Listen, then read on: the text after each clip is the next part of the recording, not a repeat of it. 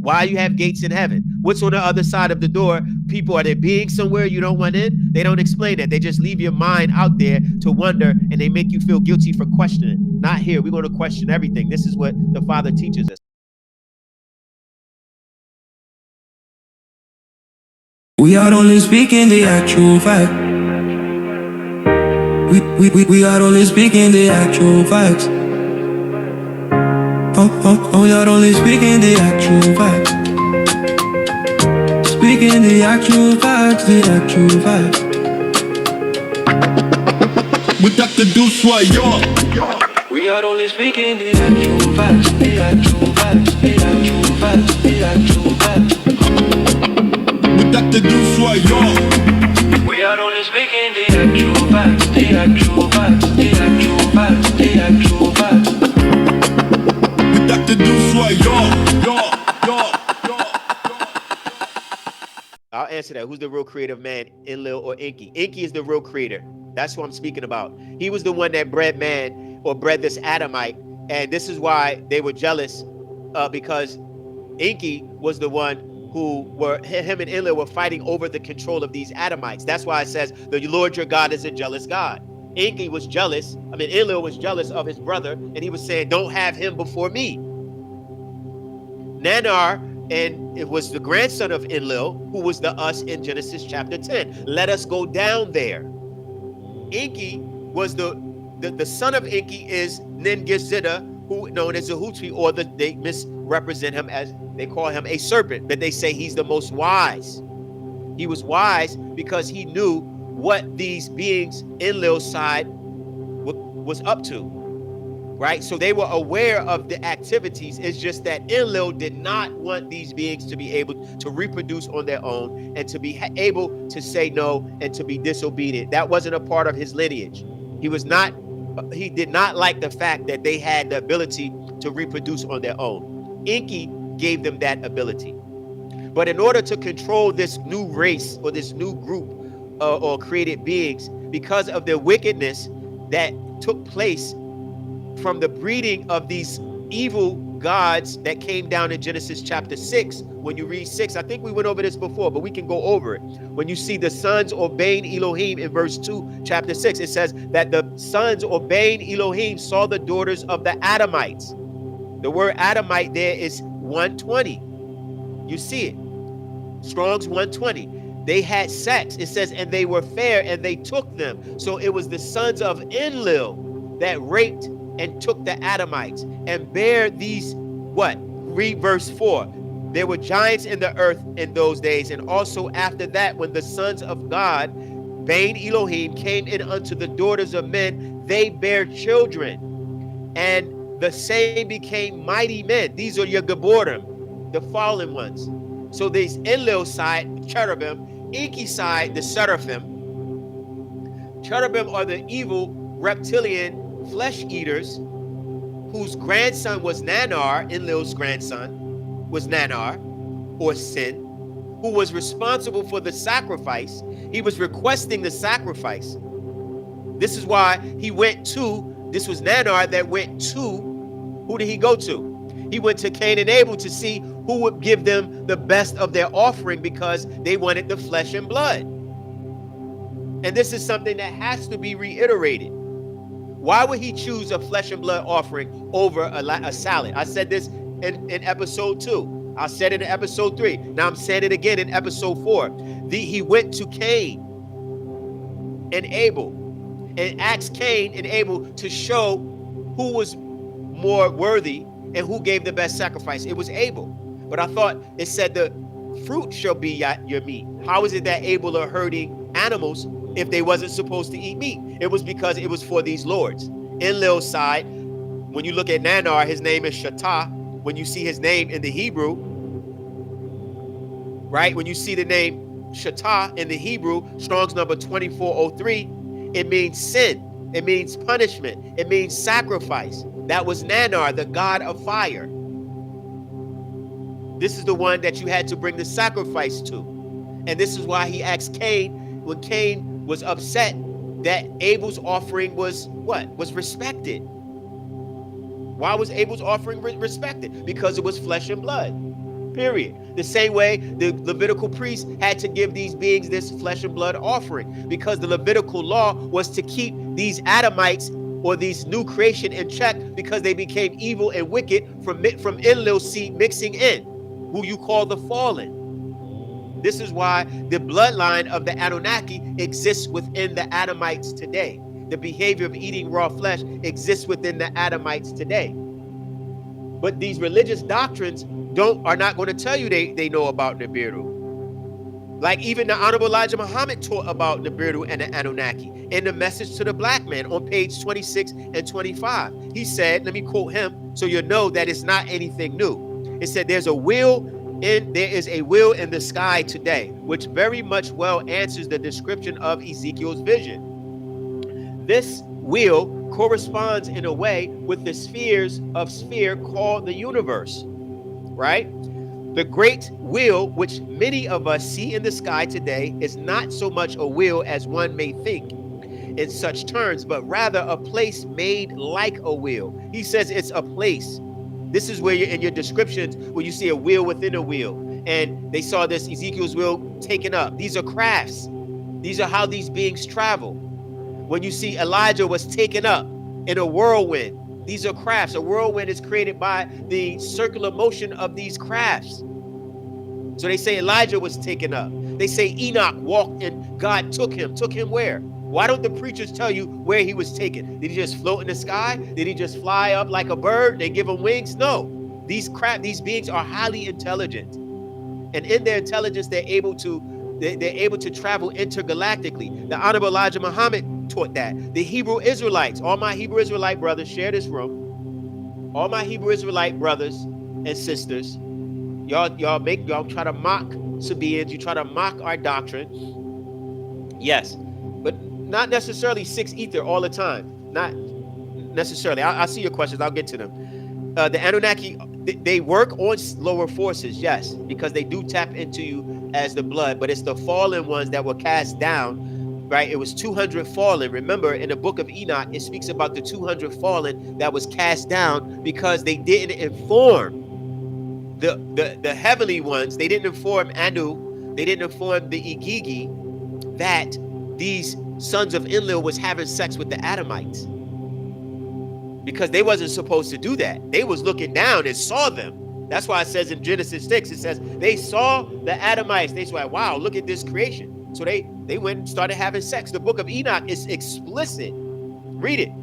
It's explicit in its details. It gives the list of the 200 fallen, right? It shows in verse, I think chapter 10, how they were engaging in sex, how they were teaching them enchantments, how they were teaching them witchcraft and this six ether spell binding white magic that was cast on you all, Africans, the religious world, the diaspora, wherever you are around the planet. I'm not getting into whether you're indigenous or African. That's another lecture, right? Wherever you are on the planet, the moment you converted to their doctrines, then they placed a spell on you because they made you believe that these gods were good. Yeah, I'll get you, young blood. They made you think that these gods were good. They made you believe or accept that these beings were perfect and was all good, but that's not what it says. The question I typically ask, and you can ask any religious person this, common sense. Let's use common sense. People say, look out for the devil, look out for the evil one. This is what they teach you in religion. If the devil was to come to this planet, to come deceive the world, as they say, right? How would the devil come to the planet in order to deceive the entire world? Any intelligent person knows that a con man or deceiver does not come showing themselves. They come as someone that you don't recognize. In fact, they won't even come as someone you don't recognize. They're going to come as a being that you at least expect to be the deceiver, that you at least expect to be a devil, that you at least expect the last being in the existence that you would expect to be representing evil or coming to trick you or hurt you or harm you, right? Who is the being that everyone thinks on the planet cares about them? God. So how would the devil trick the world? He would come as a god. He wouldn't come with the pitchfork and the tail. So when the religious world tells you to look out for the devil, they're tricking. They're lying to you, because you will never see the devil if he's as smart as they claim he is. He's smart enough to know, if I come in a red suit with horns, pitchfork, a tail, if I come with blood, and they're going to know who I am. So I have to come in a way that nobody will recognize. And you have accepted these beings as God, even though they do evil to you. Now that's a spell. You have to be under spell if you accept the Lord and you justify why he drowns people. You don't justify no evils in court. You don't justify no evils in society. But you ask the Hebrew Israelite, well, look, he can do what he wants. He can put people in bondage. He can ask for human sacrifice. He can ask for animals. He eats animal blood, drinks animal blood. He has the power. Does he have the power to remove the devil? Yes. Does he have the power to remove evil? Yes. Does he have the power to snap his finger and make light? Yes. So he doesn't have the power to snap his finger and remove evil, his enemy.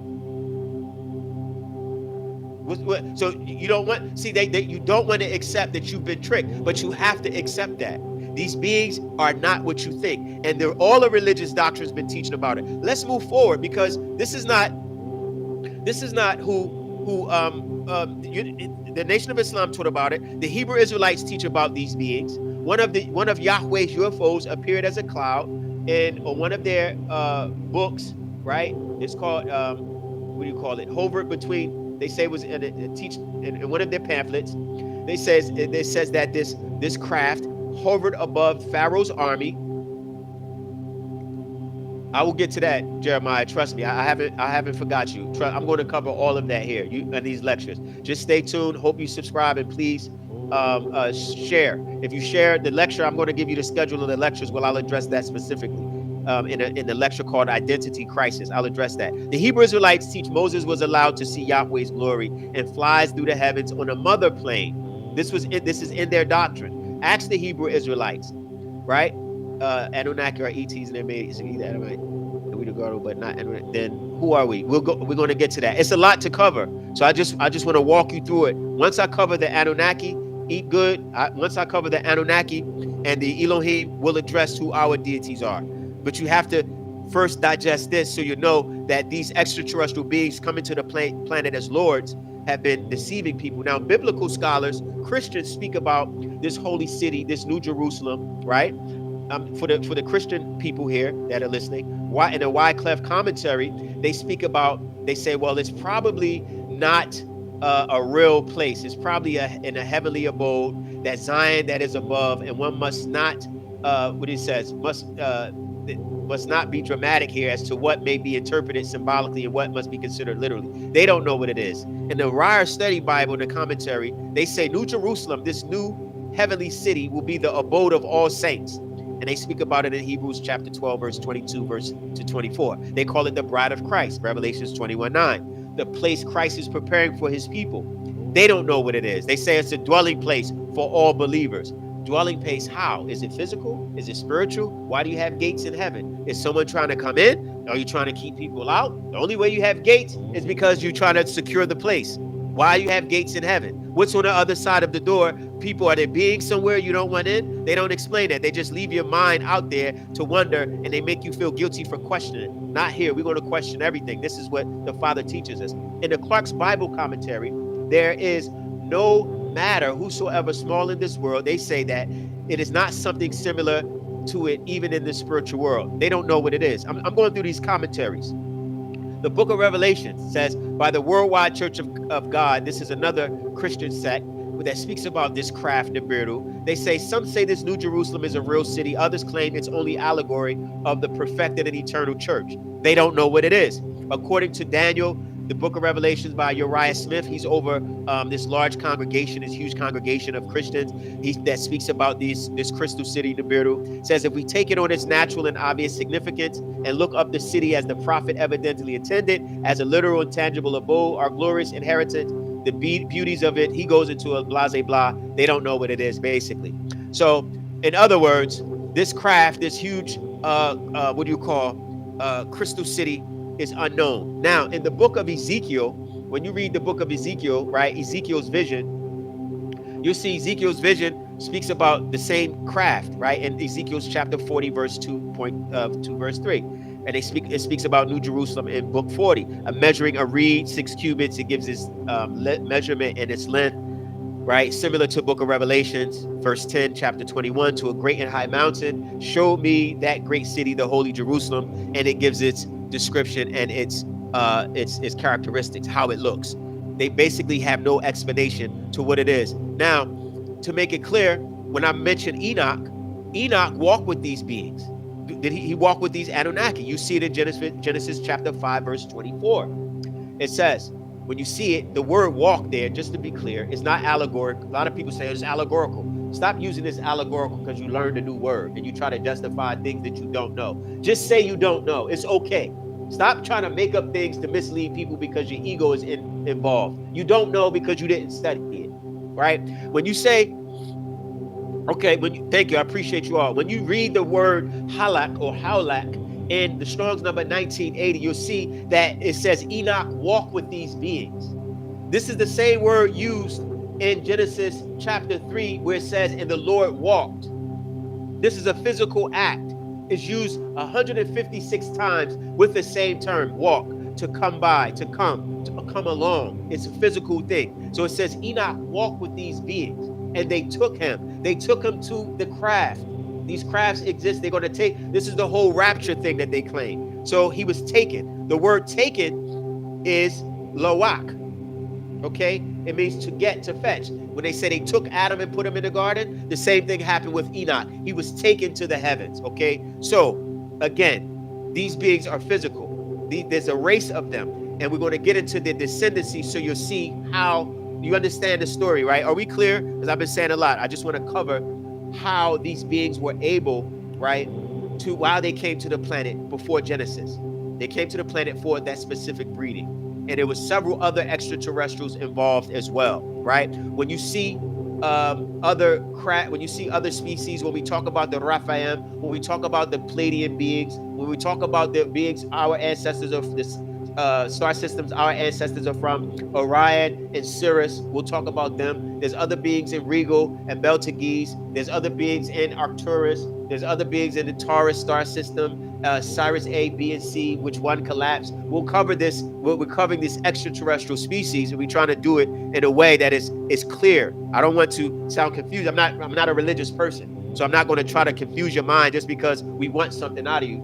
Those days are over with. Don't be tricked. Unsubscribe from those religions. They don't need your support or your mind anyway because they're tainting it. Let's get to the Quran so we can see if Allah, which Muslims, they don't get a pass either because they've been lying and enslaving people in the name of their God too, and they call this being Allah. They say Allah is the highest. He's Akbar, right? What is Akbar? He's the greatest. Greatest of what? Are there other beings? In order for you to be great, in order for you to be the fastest, in order for you to be the biggest, in order for you to be the most anything, you have to compare yourself to other beings. You can't say he's the most high because you're acknowledging there's other high beings.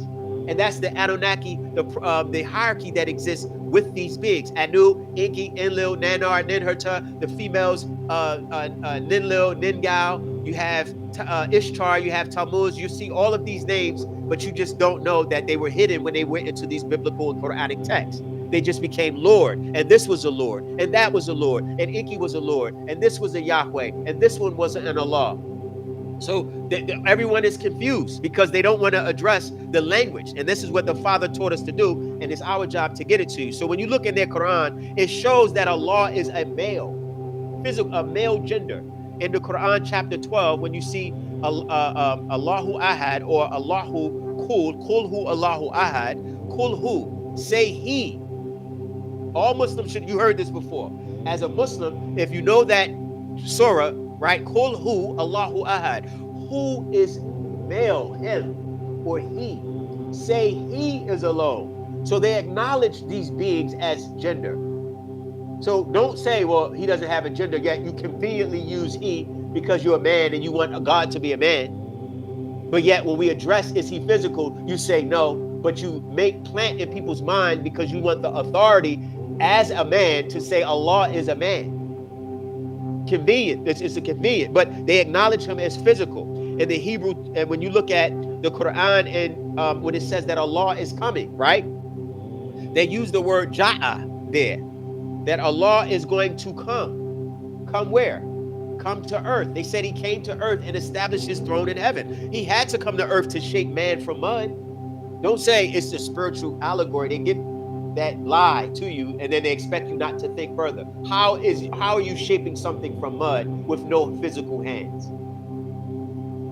How are you shaping something from dust and you blowing your spirit into man, right? With no lungs, with no mouth, right? If he's in your image, then he looks like you. The way when you made Adam, you were making yourself.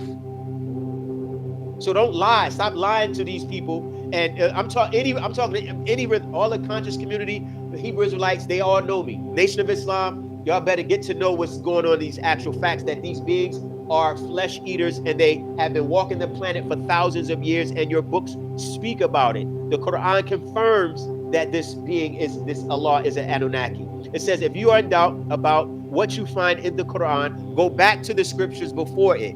It says it in the Quran chapter 3, because they know that if you read the Quran, you wasn't sure who Allah was, it would say go to the Torah. In the Torah, it makes it clear that this Allah is a male or masculine or a physical being. It also says it in verse 3 of chapter 3.